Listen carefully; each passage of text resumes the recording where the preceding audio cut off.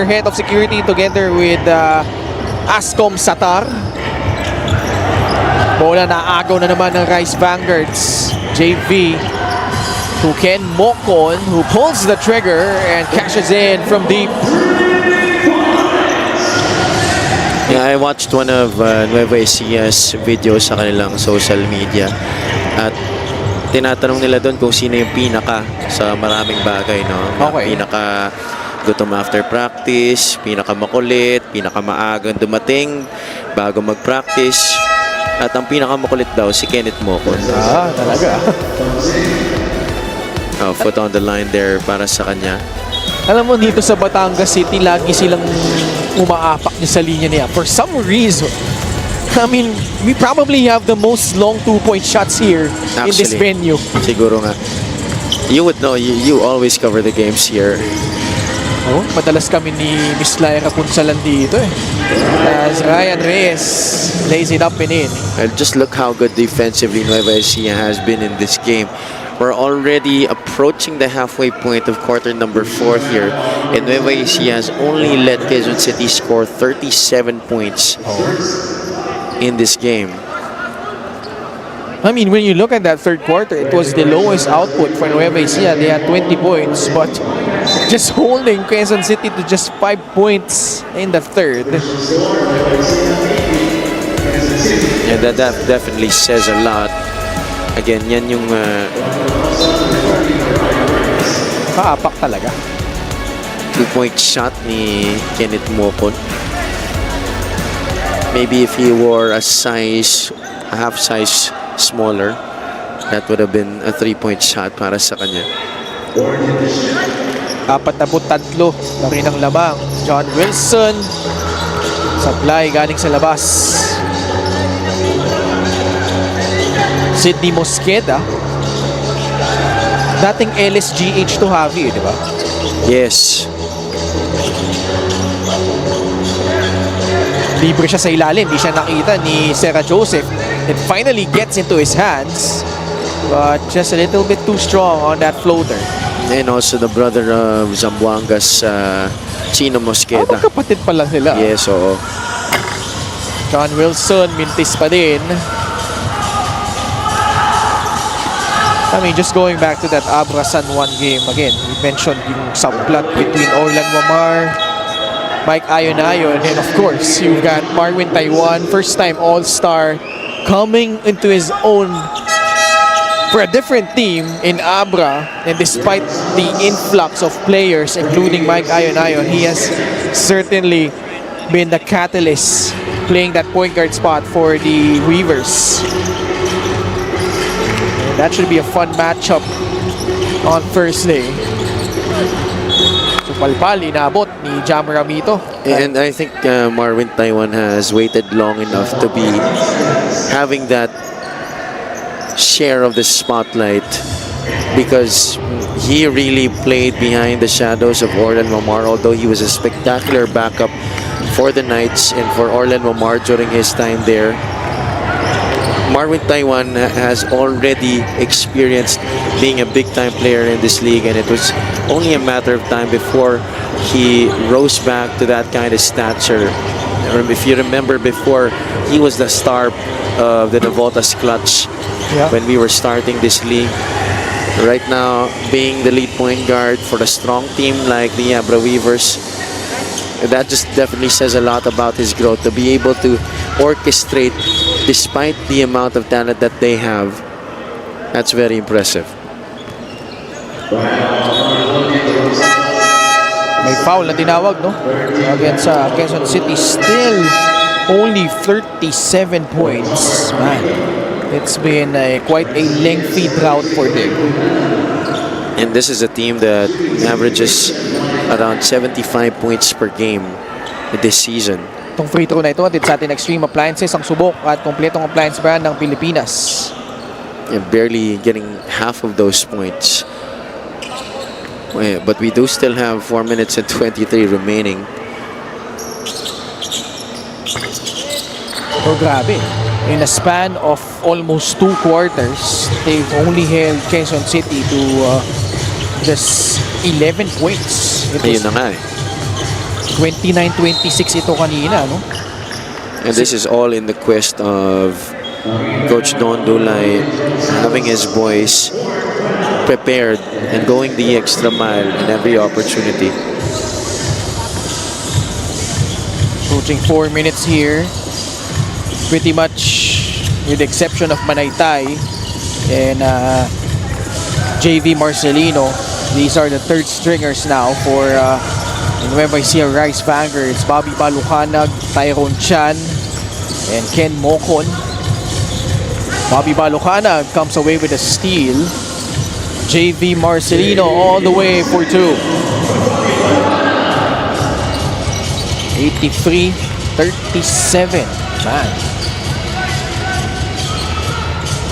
Franz Diaz. He had a couple of threes in the first half, but since then has gone silent. Maging si Jerome Santos din, naka-isa din yan nung second quarter, pero di na natin siya masyado naramdaman dito in the second half. At kahit gano'ng kalaki na yung naging kalamangan dito ng Nueva Ecija, again, after that scare in the first half where Quezon City threatened to within 3 points, yung energy nila na-sustain talaga no matter who is on the floor. Ngayon, third unit na ito halos ni Coach Don Dulay, pero yung depensa pareho pa rin. Still very tight, still very intense in the way that they deny the options offensively for Quezon City. Even until this point, nahihirapan pa rin pumutos yung Quezon City. And just attempting shots also has actually been a big difficulty already for the guys in black sa laro na to. I mean, they just pretty much have kept in front of their man from 1 to 15. Ganon yung pinapakita itong mga taga Nueva Ecija. Clark Derigue, kakapasok lang, nakabutas galing sa 3. 86-37. And Nueva Ecija still has 2 games remaining after this one. 3-point shot brought to you by Extreme, your one-stop shop appliances. They'll go up against Paranaque and Rizal. Clark Derigue with a trifecta. So again, top 3 finish already guaranteed for Nueva Ecija in the north. It's just a matter of them staying there or moving up a notch or 2 to grab the top spot. And that's very important, Javi, because considering when you look at Abra right now, they're undefeated at home ever since last season, 5-0, including 2-0 this year. And they went up against Quezon and Pangasinan, certainly no pushovers, pero nahirapan sila talunin yung Abra on their home floor. Yeah, yun na nga eh. And that just speaks volumes to the kind of team that the Weavers have built this season. Although pretty much inexperienced yung karamihan nila dito sa ating liga, but obviously the talent cannot be denied. We have perhaps the best player in the league right now in David Defonso leading the way para sa kanila, and then he has such an ample support system in almost all positions. Sabi na nga natin, Marvin Taiwan, he has been working things very well at the point guard spot para sa Abra, and then you have a lot of the other guys from the front line. Raven Gonzalez, you have Alfred Batino, Mark Yee is there for that veteran support and presence and to be able to be that guide. And then Josh David, CJ Austria, all these guys, very reliable players who have helped Abra in this very dominant run in the regular season. But of course, even if that has been the case, it still cannot be set in stone that they will win it all this season, dahil the playoffs is already gonna be a different story. Especially going up against a very experienced team in Nueva Ecija, possibly, or against San Juan for that matter. Dalawang teams rich in championship tradition na yung dalawang kupunan na yan. That's something that's often overlooked. No? I mean, all credit to Abra for going all in this season. But again, the championship experience by those two aforementioned teams, Nueva Ecija, San Juan, could come in handy come playoff time. Whether two of those three teams meet, oh boy. Tyrone Chan, John Gabriel. That's the last thing we want to happen, especially in a game which is practically decided already. Oh, wala na ito eh.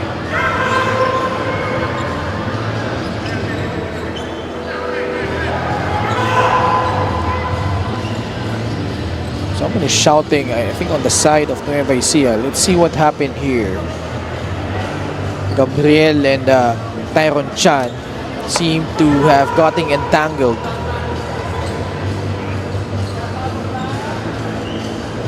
Eto, tignan natin. This is during a free throw. Check the bottom of your screens there. You see Gabriel getting on Tyrone Chan, but it was him and Sarah Joseph who were actually entangled.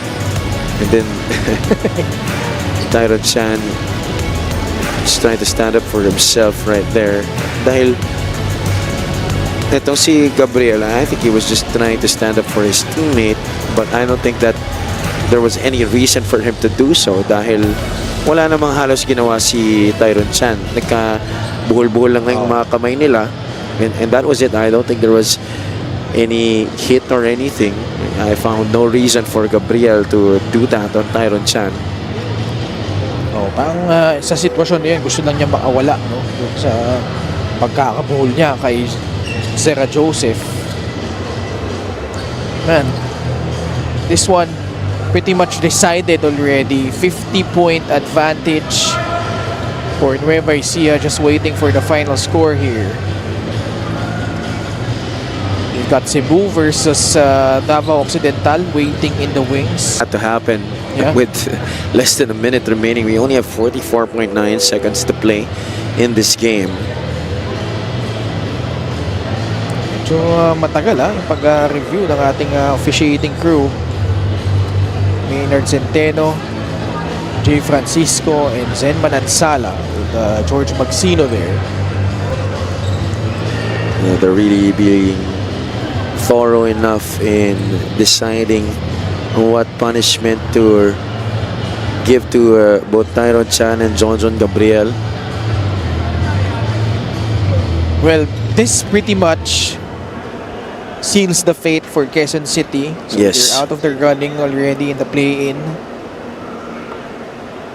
And then, yun nga, no, because of the late surge of Pasig City, parang may pagkakataon pa sila, no, na instead na yung number 8 spot, yung paglalabanan nila, posible pa silang lumaban for the number 7 spot if they get to overtake foul on number 14, Dino Latimo. Penalty is third foul. It's a double and sportsmanlike foul between number 12 of Nueva Ecija, Tyrone Chan, and number 1 of Quezon City, John Gabriel.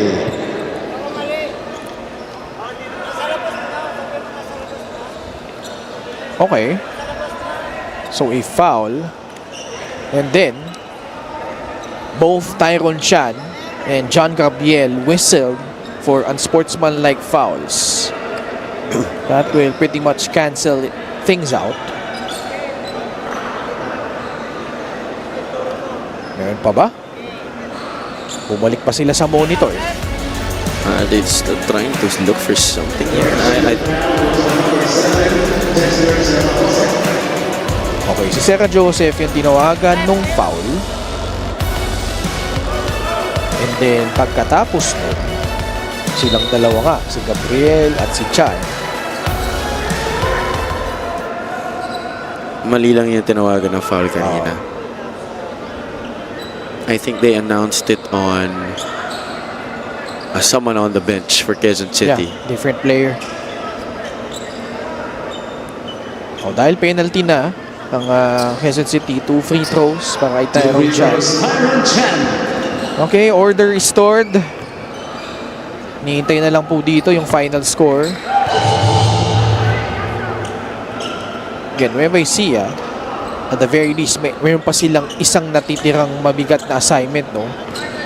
Going on the road at the Inares Center, facing off against Rizal, who, by the way, has a decent shot of finishing at number 2. That's a Yes. whole different story in the South Division. Batangas, ito yung ayaw mo nang mangyari. Ito, unsportsmanlike foul na naman. He's gonna get tossed here. Yeah, he is. And that's gonna make him a suspension for sure. In front of your respective benches and observe the proper bench decorum. Here. But Shan was trying to body him up there, and then Gabriel striking his elbow to the facial area nito ni Tyron Chan. Definitely unnecessary. There's no place for that here in this game. Number 1, John Gabriel. Wala na. John Gabriel has committed 2 unsportsmanlike fouls. John Gabriel is Dalawang out of the magkasunod playing in a court. span of 15 seconds. John Gabriel, Warning of unfortunately, for a ejected proper here, bench finishing with decorum. 4 points. I don't know why he acts so surprised here. Parang kadalasan naman nangyayari yan eh. The replay definitely does not lie. Daming ganyang pagkakataon, no? May replay na nga, pero ano pa din eh. Para bang kamangha-pangha rin na pinatawan sila ng ganyang parusa. Sa bagay, konti lang naman din yung mga kriminal na umaamin sa mga kasalanan nila. Ay, ibang kwento na yan. Okay, ito mo, Tyron Chan. 4 na free throws. Sunod na ipasok. 91-37. I mean, apart from the big lead, Javi, I mean, you gotta be impressed at how they held Quezon City to what? Just still 11 points in a span of 2 quarters and more. Yeah, and this is just half of what Quezon City has averaged the entire season. They averaged 75.4 points per game. Tyron Chan hitting that 3-point shot. You see, even the guys from the end of the bench of Nueva Ecija, they're also showing that kind of sharpness that Coach Don Dulay, I think he demands this from everybody on his team. No? It doesn't matter kung sino yung mga babad sa court, but for him, ang importante lahat ng players niya ready. Dahil hindi mo rin naman masabi kung ano yung mangyari in the playoffs when you need those guys to help hopefully step in. There you see Davao being led by Wawi Escocio, who has been playing stellar recently for the Tigers. I mean, look at this, Javi. They held Quezon City to just 9 points in the second half. I mean, That's crazy defense.